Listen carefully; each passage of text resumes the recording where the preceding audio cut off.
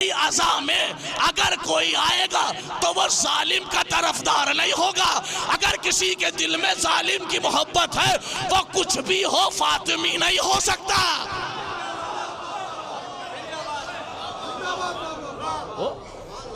कुछ भी फातिमी नहीं हो सकता। तो लिहाजा ये पैगाम है अज़ाए फातिमिया मनाने वालों के लिए, चूंकि अज़ाए फातिमिया में बड़ा प्योर मजमा आता है। लफ्ज़ प्योर को समझिए आप, बड़ा प्योर मजमा आता है, मिलावट नहीं पाई जाती है। क्यों? चूंकि सैयदा का खींचा हुआ खत मौजूद है वसीयत के जरिए। इसीलिए अब एक गुजारिश और आपकी बारगाह में, उसके बाद इंशाअल्लाह बात शुरू कर रहा हूं।